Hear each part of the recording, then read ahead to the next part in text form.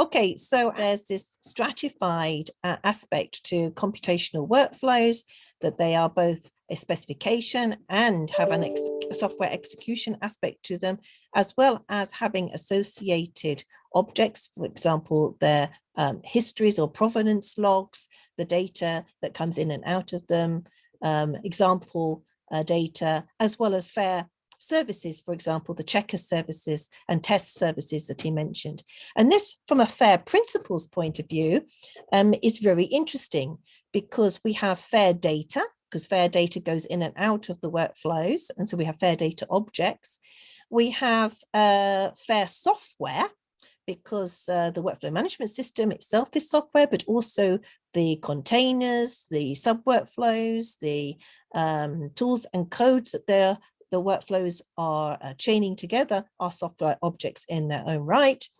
And the workflow itself as a specification can be considered to be a FAIR method. So it's almost behaving like a data object, a description object. So it's a very kind of mixed environment. And a workflow, FAIR principles for workflows is far more immature, we would say, than FAIR data. Although, as we discussed earlier today with Nick and others, FAIR data is still pretty immature. So what does this tell us that we have to worry about when we're worrying about FAIR workflows? Well, the first thing, which is related to the FAIR data topics that we heard earlier today, is that workflows should really be producing FAIR data products. So we already heard about what FAIR data was. And so next, can you click, Stian? So this means that we can now look at the FAIR principles that were mentioned and say, well, are our workflows actually behaving in a FAIR data producing way? So for example, are there usage restrictions on the data? Am I using community formats? Can I license the data outputs? Am I tracking the data provenance in the workflow? How am I using identifiers in the workflow? So this is kind of where the workflows are effectively instruments of FAIR data production. So that means that we have to think about workflow FAIR data by design. So that means we have to say, well, how do we cope with all of these different aspects when we're designing our workflows? Now, you may have already thought of that. And one of the things we all do in the Bio Hackathon is think with your particular projects, well, what are the best practices for being able to make sure that the workflows are producing FAIR data? Will you have a kind of reviewing or curation process over the outputs of those workflows? Or in fact, can you produce workflows that are kind of tested as kind of canonical workflows that you could then combine with other workflows, knowing that they behave in a fair way with respect to FAIR design? So we've got quite a lot of work here to do with, really, this is to do with best practice of workflow design. And it kind of does depend a little bit on your environment and on your workflow management system, which is why we asked those questions earlier. So things to consider to make when making workflows to make sure that they produce FAIR principle-based data. Is the input data publicly accessible? Will the output data be publicly accessible? Are you generating metadata? Do you collect intermediate data products? Are they important too? And I'll mention here, because we had quite a long presentation this morning about provenance, that is the data traceable? This actually will be a combination of do-it-yourself provenance in the workflow itself and support with the workflow management system, because the workflow management systems all have varying levels of provenance support, of being able to track the history of what actually happened in order to be able to create that traceable aspect of the data that comes out of them. So that will be a piece that we will need to work with each of you in your projects. The other aspect is that workflows should be themselves FAIR objects and their FAIR software. So there is a whole community of activities around what are the FAIR principles for software. And this is basically taking the data principles that we heard about and then seeing to what extent could we cross out the word data and write in the word software or workflow? Does it still hold? And where does it not hold? And it largely holds around find and to some extent accessibility. Where it varies is around interoperability and reuse. So from interoperability point of view, workflows are interoperable if we basically can read and write and exchange data between the various different steps or between the various different sub-workflows that we may be developing that we can put together into bigger workflows using domain-relevant community standards. And the reusability is related to not just the reusability of workflows that they could be built upon and reused and remixed in the way that Stian mentioned, but also that they're usable, that they can actually be executed because they're software. And of course, we've already mentioned the slightly richer description of provenance, because here we're not just talking about data lineage as we do in the FAIR data, but also about what is the history of the workflow development itself, as well as what was the log of the execution of the workflow. So to be able to handle all of these activities, in EOSC Life, we have developed a series of workflow FAIR enabling services for workflows, but also to help workflow management systems become fairer. So we have a whole range of different workflow management systems that EOSC Life is supporting, and some of them we already saw in our Mentimeter. For example, 9, Skypian, Jupyter Notebook, but there are others like Galaxy, SnakeMake, Nextflow, and so on. They actually typically are developed in their own workflow repositories, typically a GitHub environment. They're using various different container systems, which we saw examples of, and running on various different kinds of infrastructures, which again, we saw examples of cloud-based, on-premise server, and so on. So we have developed a kind of set of registries in order to be able to try to support FAIR workflows, notably the Workflow Hub, which is a registry of workflows that we're going to be talking about a bit later on. And also testing and monitoring services in order to be able to check that aspect of FAIR workflows, which is that they are usable. But the important thing here is that we had to honor the legacy and diversity in EOSC Life of all the different workflow systems, so that people don't have to just use one, they can use a whole bunch of them.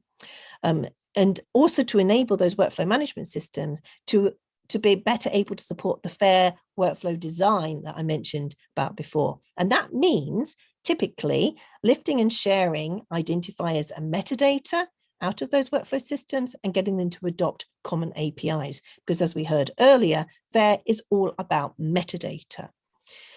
There's also a final aspect I'll mention here, that the workflows themselves are objects that can be published. And so we want to also integrate those workflows into the publishing services of the community, for example, Zenodo and knowledge graphs. So in order to be able to make sure that workflows are findable and accessible, as I've already mentioned, we have this notion of a workflow hub, which is our workflow registry. And this now enables us to register workflows with an identifier and metadata so that it's a searchable resource. It supports versioning because, of course, these are living objects, they're software.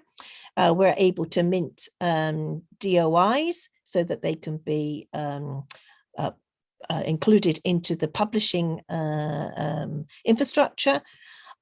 We can support collections and workflow libraries. So as people develop very nice tested workflows, that they can be registered as collections and other people can reuse them. They can therefore be reviewed and shared and published. But once you've found a workflow, you want to be able to access it. That means from the Workflow Hub, you can download those workflows, of course, as well as uploading them. You can also, through the use of standards, particularly GA for GH standards, you can also automatically execute workflows and launch them in, for example, a Galaxy instance, or you could run a Jupyter Notebook using my binder. And that the metadata associated with those workflows is accessible through the registry, even if the workflow doesn't work anymore. So it is still there as a record of a method, as it were. And the other aspect, which is workflows are interoperable, reusable, and usable. So this is the I, R plus a U, as it were. and one could add in, I guess, here, reproducible as well. We have a whole set of approaches around portability. So we have a registry of containers called biocontainers.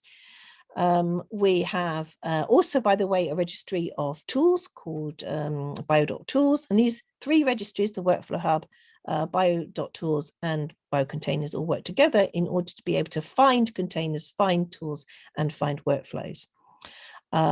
And as I mentioned before, we have these testing environments, which for benchmarking and life monitor and testing of the workflows called Life Monitor, which I think Stian's going to talk about a bit later on.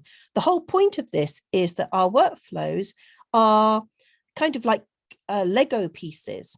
And so each Lego piece needs to be fair, almost like a fair unit test, which then when we combine together, the whole piece becomes fair, and that we can register those different Lego pieces and their combinations and make sure that they are maintained and still usable and recombinable into new Lego composites.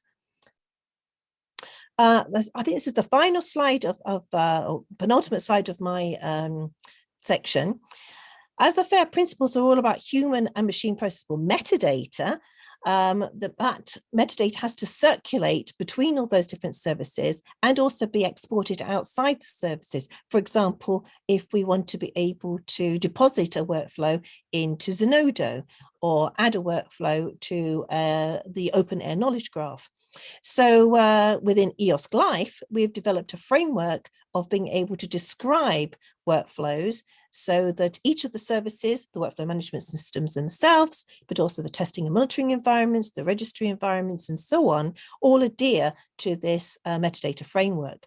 So we have a framework around a system neutral way of describing the workflows, given that there are so many different workflow systems.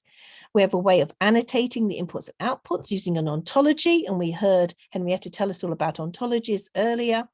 We have a markup scheme based on schema.org so that we can mark up the workflows, their descriptions, where they came from, what their inputs, outputs are, parameters, and so on. And schema.org enables us to be able to simply do that with in a way that search engines can rapidly find those workflows too.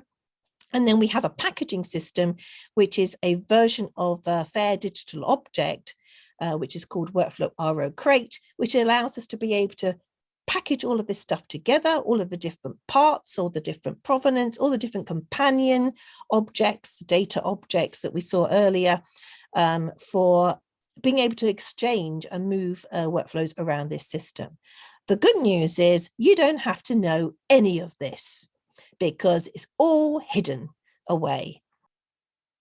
So what we're going to be able to do in the next few months as we work together with the projects and the workflow team of EOSC Life is think, how can we help you to be fair, and how can we help each other to further develop this notion of fair workflows? And when it comes down to it, it's really about registering the workflows in the Workflow Hub and getting the skills in place to be able to do Google Workflow design. And we will also be, as I mentioned earlier in the day, working with RDM Kit, which you heard about earlier, in order to be able to do good guidance around best practice for workflow management.